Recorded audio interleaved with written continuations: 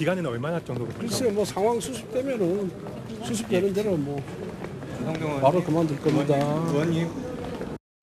만약에 친윤이 지금 원내 지도부를 장악하게 되면 윤석열 대통령을 구하고자 하는 이미지로 국민들은 그렇게 인식할 수밖에 없는 상황입니다. 조금 더 상식적으로 이 부분을 좀 바라다봤으면 좋겠다 하는 말씀을 드립니다. 만약 내일 원내대표 선거에서 권성동 의원이 당선이 되잖아요.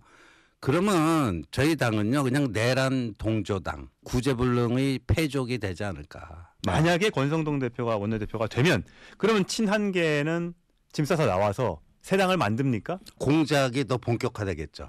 한동훈 지도부를 선출직 최고위원 4명 사퇴시켜서 지도부 붕괴. 한동훈을 제2의 이준석으로 만들겠다라고 하는 게 노골화되겠죠. 한동훈이 제2의 이준석이 되는 걸 노골적으로 친윤계에서 주장할 것이다. 6.25 7입니다. 그런데 저희가 준비한 6.2 이게 무슨 뭐 탄핵 혹은 뭐 여러 의원들 확보한 것도 아니고요. 적어도 13명 확보가 보길래 바로 화면을 좀 만나봐야 될 것 같으세요.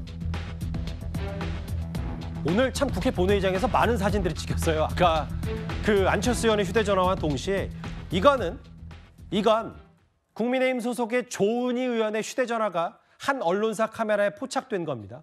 제가 어떤 부연 설명과 추정과 추론을 하지 않고 일단 있는 그대로만 제가 볼게요. 이게 조은희 의원과 동해태백 3석 정선희 지역구인 이철규 의원의 텔레그램 내용인 것 같습니다. 이다리, 김용영, 이인선, 서명옥, 정동환, 조승환, 최수진 등등 이렇게 뭐 배준영, 김미애 불확실, 확실 상당히 구체적으로 적혀 있어요. 박상훈 부산, 김민철 오케이. 송영훈 대변인님, 저거 뭡니까?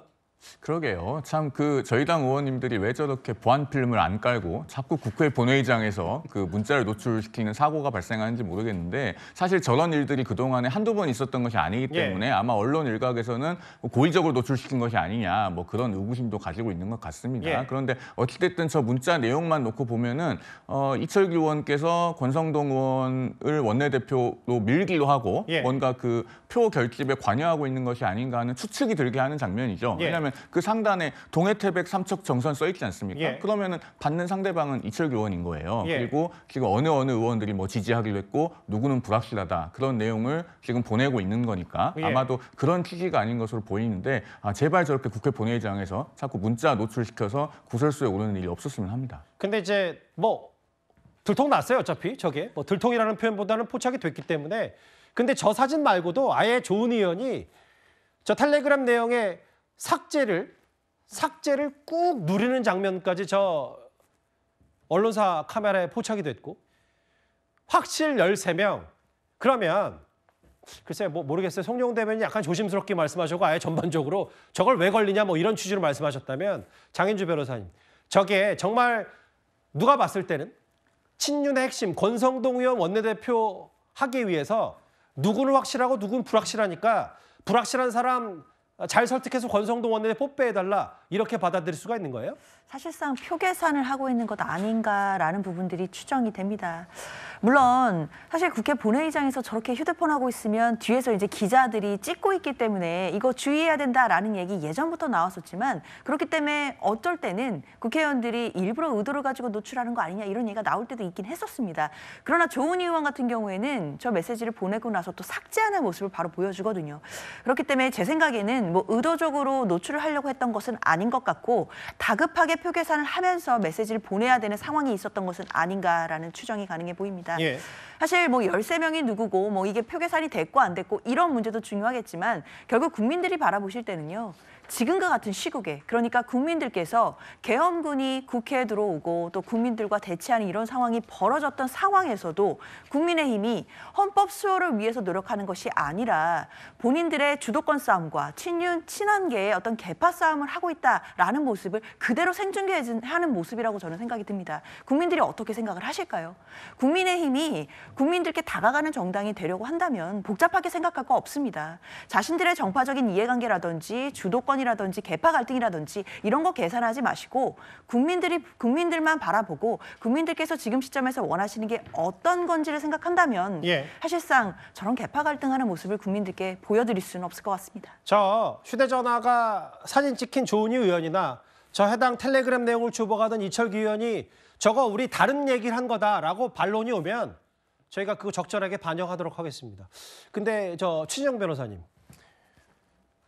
권성동 의원은 윤석열 정부에서 호가호위한 적 없고 뭐 윤석열 정부에서 일한 적이 없다고 말하는데 어떻게 받아들이셨어요? 그렇습니다.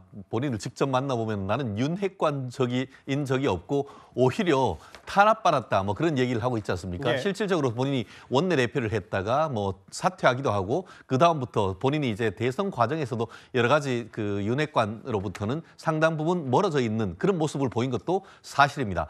다만 그럼에도 불구하고 현 상황 속에서 국민들의 어떻게 보면 인지가 그렇게 돼 있는 상황인 그런 것에 대해서 또 친한계에서는 굉장히 반발하고 있는 반면에 그렇지만 그럼에도 불구하고 2016년, 17년에 박근혜 전 대통령 때 탄핵과 관련해가지고 그 당시 법사위원장으로서 탄핵소추위원장을 했던 것 아니겠습니까? 그렇기 때문에 비상 상황 속에서는 상당히 어떻게 보면 경력이 있고 경륜이 있고 더불어서 상당히 어떻게 보면 나름대로의 어떤 그 결단력이 있는 이런 부분, 협상력이 있는 부분을 좀 더 선택할 것이냐 이런 부분이 나름대로 장점, 단점이 극명하게 갈리는 상황 아니겠습니까? 결국 이 상황 속에서 사실은 지금 그 권성동 의원이 당선이 된다고 하면은 결국 윤석열 대통령의 탄핵 열차에 타겠다라는 그런 것에 대해서 실질적으로 당이 어떻게 보면 후원하겠다라는 그런 강력한 어떤 메시지를 보낸 것입니다. 잠시만요. 그러니까 그 최 변호사의 말씀은 과거에는 권성동 의원이 박근혜 전 대통령 탄핵 당시에는 헌법재판소가 직접 가서 탄핵을 주도했다면 그렇습니다. 이번엔 권성동 의원이 공수가 바뀌어서 반대로 그렇죠. 친윤의 핵심 그리고 당의 원내대표가 되면 대통령의 탄핵을 막겠다. 그거를 한번 본인이 옛날에 겪어봤으니까 하겠다 이 말씀하시는 거예요? 결국 그 지금 국민의힘의 국회의원님들 중에 의중이 어느 쪽에 가 있을지는 저도 아직까지 단정할 수는 없습니다. 하지만 현재 큰 흐름에서 봤을 때는 윤석열 전 대통령에 대한 탄핵을 막기는 현실적으로 어렵다라는 판단이 이루어진다고 하면은 현실적으로 권성동 의원에 대해서 권성동 의원이 2016년 12월부터 3월까지 있었던 탄핵과 관련된 그 경험을 훨씬 더 강조할 가능성이 현실적으로 높고 다만 그럼에도 불구하고 현 당론처럼 탄핵은 안 된다. 그런 입장에 있으면서 이른바 질서 있는 이 퇴진 이쪽으로 간다라고 한다고 하면은 김태호 의원에게 가겠죠. 그렇기 때문에 그와 같은 그 윤석열 대통령의 향방 그리고 또 국민의힘의 향방은 내일 원내대표 선거에서 누구를 선택하는가에 따라서 사실상 그 향방이 가름될 것이라고 저는 예측을 합니다. 그 권성동 의원은 오늘 명시적으로 본인은 뭐 호가호위한 적도 없고 윤석열 정부에서 일한 적도 없다 이렇게 얘기를 했어요. 일단 뭐 대선 당시에 대통령 대선 후보 비서실장이었고 원내대표를 지냈고 이 두 사람 중에 누가 새 원내대표가 되느냐에 따라서 이제 주말에 있을 대통령 탄핵 표결도 꽤 영향을 미칠 겁니다. 어제 나경원, 배현진 두 의원이 이른바 원내대표 추대론을 두고 신경전을 벌였었습니다. 중진회의에서는 원내대표로서는 권성동 의원님이 좋겠다 의견이 모아졌습니다. 중진회의에서 결정을 했다고요? 그런데 우리가 중진의 힘은 아니에요. 친한이냐 친윤이냐가 중요한 것이 아니라 이 위기를 누가 타파할 수 있느냐라고 생각을 합니다. 중진 선배님들의 의견은 중진 선배님들의 의견이신 거고 그것이 초재선의 모든 의견을 압도하는 건 아니고 우리는 국민의힘이지 중진의힘이 아니다. 한동훈 대표가 측근들에게 이런 얘기를 했다고 보도가 나왔어요. 권성동 원내대표가 새 원내사령탑이 되면 대통령의 대리인으로 인식한다. 계엄 옹호당으로 오해받을 수 있다. 패적될 수 있다 심지어. 다만 뭐 호가호위한 적 없다고 했는데 이런 흐름일 거예요. 그러면 김진일 대변인. 내일 만약에 권성동 원내대표가 아까 뭐 권성동 원내대표 표 모으는 거로 추정되는 13명까지 다 포함해서 새 원내대표 된다. 그리고 토요일에 탄핵이 가결된다. 그러면 친윤계 쪽에서 한동훈 대표를 정말 뭐 속된 말로 내쫓기 위해서 여러 부분을 한다라는 게 친한계의 주장이거든요. 글쎄요. 통과가 탄핵안이 국회를 통과하게 되면 과연 친윤계가 내쫓기 전에 한동훈 대표가 어떤 결단을 안 해야 될까요? 저는 한동훈 대표가 친윤계가 내쫓기 전에 한동훈 대표 스스로가 어떤 거취에 대한 입장 표명을 준비해야 되는 상황이 올 수도 있다라고 봅니다.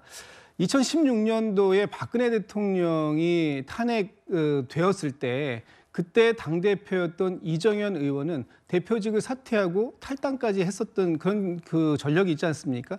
그렇기 때문에 아마도 대통령이 탄핵됐는데 집권 여당의 대표가 당대표직을 그대로 유지하고 있느냐 이런 비난의 목소리, 비판의 목소리들을 한동훈 대표가 그대로 감수하면서 당의 변화와 혁신을 계속해서 이끌어낼 수 있을 것인가, 그런 리더십을 가지고 갈 수 있을 것인가 하는 부분에 있어서는 저는 좀 약간 좀 회의적이다 이런 전망을 해보고, 그렇기 때문에 오늘 권성동 그 의원이 어떤 입장문을 발표하신 걸 보니까 본인이 대표가 63%의 지지를 받아서 당선됐는데 쫓아낼 능력도 없고 그럴 의지도 없다고 하지만 그런 것과 관계없이 한동훈 대표가 탄핵안을 막아내지 못한 집권 여당의 대표로서 어떤 거취를 표명해야 된다라는 압박에 놓일 수 있다. 그런 측면에서 보면 그 한동훈 대표와 권성동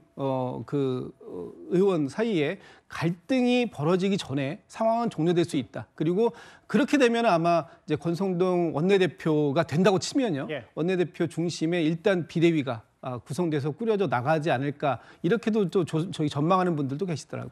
어제 저희 정치 시그널 출연했던 조응천 전 의원이 뭐라 그랬냐면 뭐 당이 친윤이 하든 누가 하든 한 대표 상관하지 말고 일단 물러나서 차기 노리지 말고 차차기 노리면 그것도 정치적 재기를 노릴 수 있는 방법 아니냐라는 조언까지 했어요.